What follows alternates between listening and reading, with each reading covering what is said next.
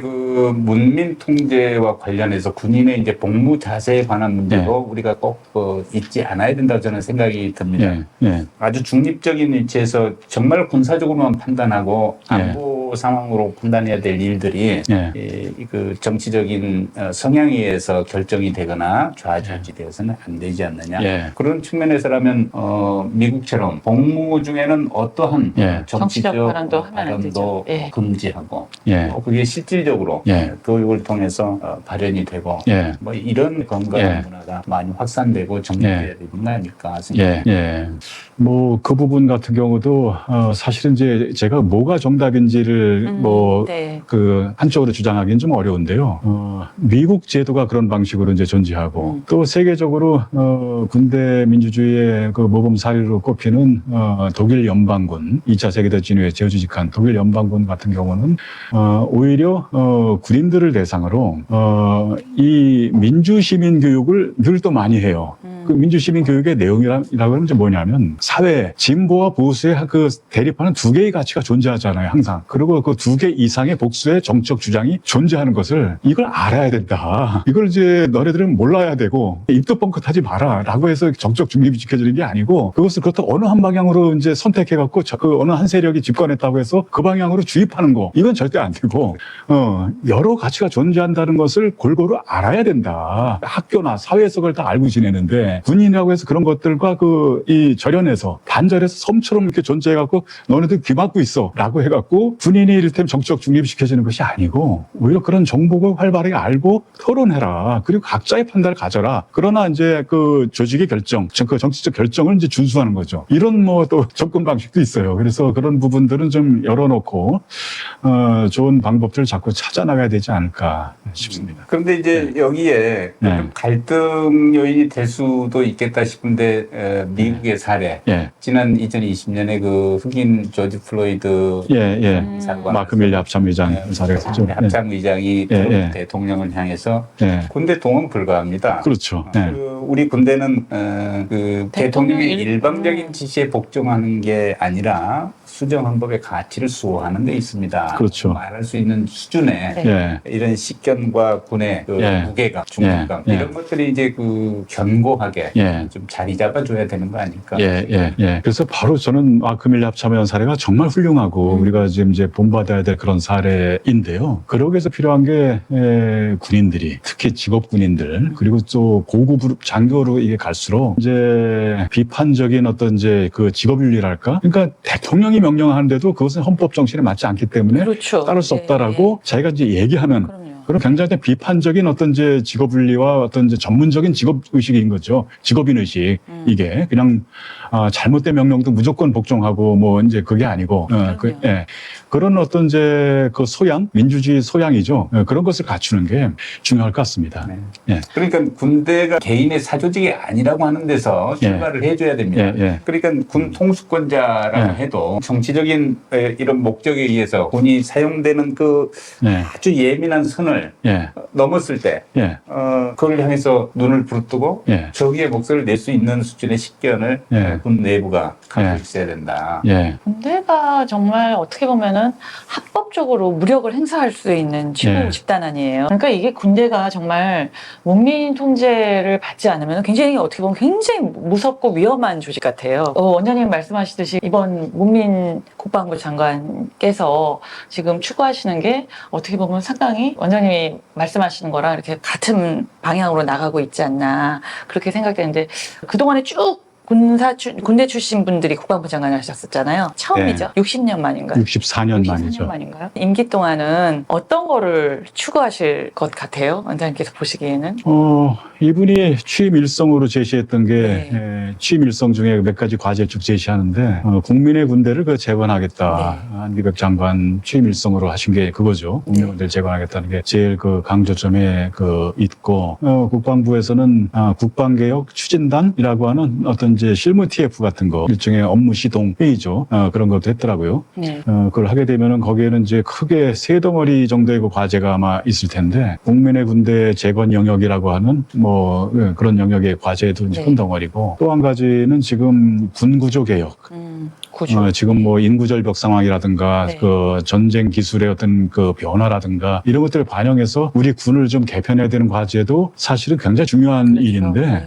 매우 아쉽게도 이제 지난번 전임 정부 때 3년 동안 그것을 거의 덮어놨습니다. 이 부분의 진도를 안 나갔어요. 그래서 그 부분을 이제 더 미루면 인구 절벽이라는 게 다가오는데 좀 골든 타임을 이제 놓칠 수 있기 그렇죠. 때문에 네. 그 부분 아마 이제 할 것 같고요. 국방부가 지금 시동을 이제 걸었으니까. 그 밖에 또 뭐, 그 방산 영역, 이런 쪽에서 방산 강국을 어떻게 좀 만들 것인가. 그런 부분도 중요한 영역이고, 크게는 그렇게 한 서너 가지 영역에 그 과제가 있는 것 같습니다. 그리고 오늘 이제 주제에 맞춰서 이제 예. 국방 분야, 군에 대한 문민 통제를 강화시키기 위한 많은 이제 방책들이 있을 예, 텐데, 예. 그것도 좀 추진이 되었으면 하는 희망들이 있어요. 예. 예를 들면 이제 인사 진급 보직 예. 관련해서 국회의 청문제도의 예, 예산의 예. 확대, 예. 또 그걸 통해서 국민적인 검증, 예. 이렇게 해야 식견을 가진 분들이 예. 이제 진출을 하고 건강한 예. 군대를 만드는 거 아니냐 예. 그런 생각을 합니다. 예. 그거 정말 중요한 것 같은데요. 지금 만약에 이제 아마 지난번에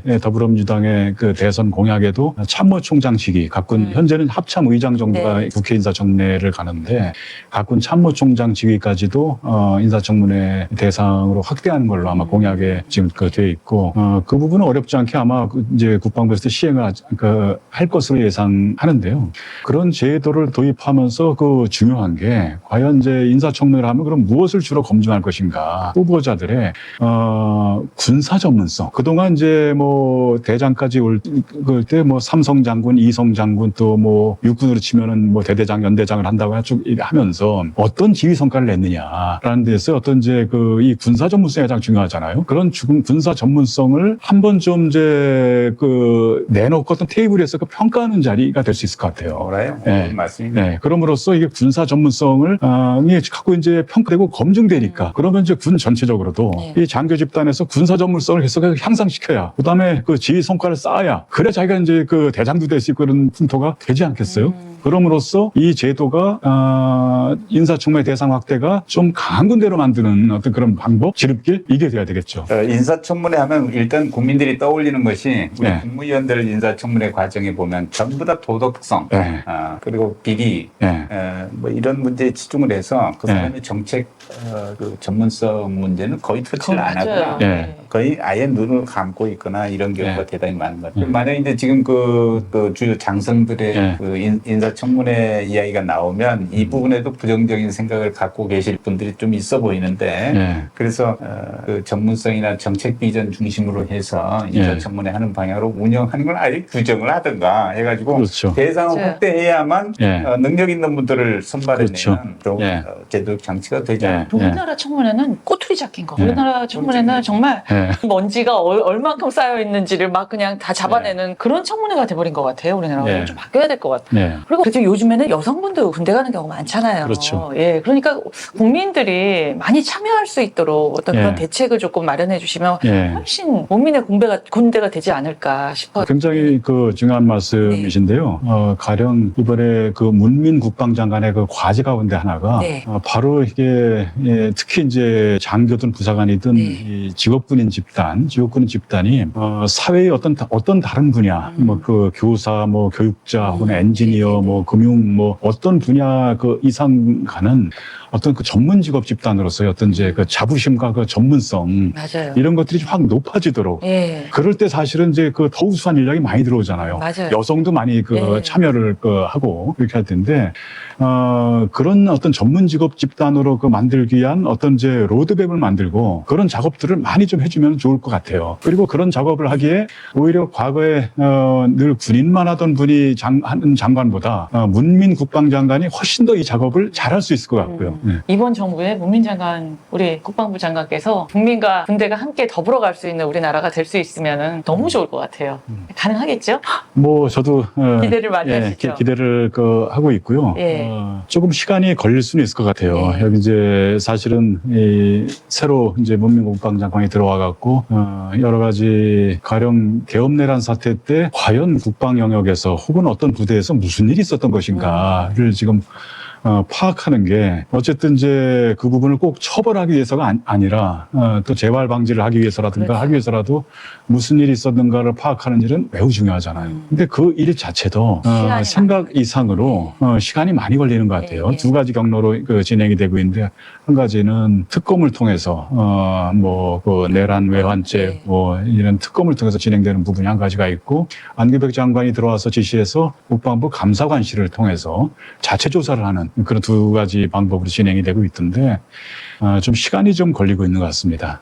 국회의 국방 분야 통제를 강화하기 위해서는 그동안 이제 뭐 자료를 제출을 요구해요. 예. 그래서 이제 국방부에서 내면 그걸 꼬투리 잡기식으로 해서 이제 국방부는 조금 옥죄는 군인들을 옥죄는 방향으로 통제가 이루어지는 일이 예. 있다 보니 예. 이제 의회 자체도 예. 전문성을 좀 키워놓고 전문적으로 그런 자료나 지식을 공급하고 데이터를 축적하는 노력들이 좀 있어야 되지 않나 예. 하는 생각도 있어요. 예. 많이 좀 아쉬운 점이 있었단 말이죠. 예. 목소리 크면 이제 제압한 것 같지 예. 이렇게 이제 국방부 향해서 외칠 게 아니라 예. 그러면 이제 그것도 제도적으로 좀 예. 개선할 필요가 있어 예. 보입니다. 예.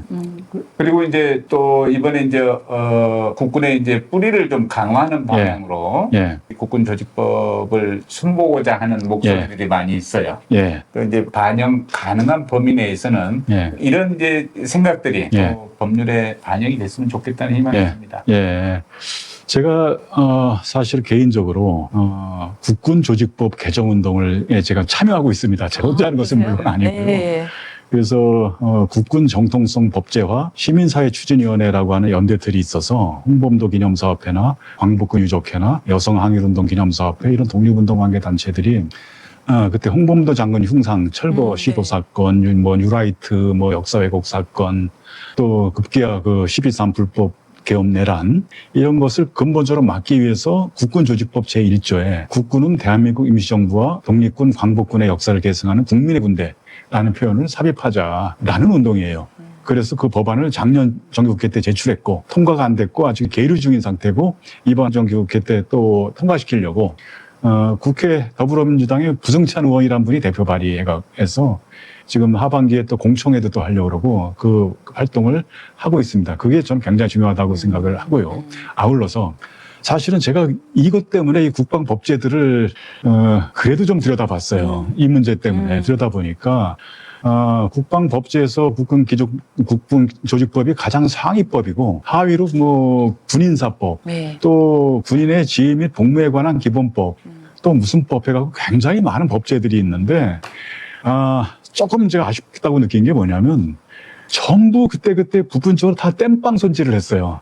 여기 한 조항, 저기 한 조항 땜빵 막 손질해갖고 전체로 보면은 좀 아기가 안 만든 부분도 있고 폼이 안 나는 부분도 있고 좀 불합리한 부분도 있고 한데 차제 지금 아까 우리 이제 서 대표님 굉장히 좋은 문제 제기를 해주셨는데요.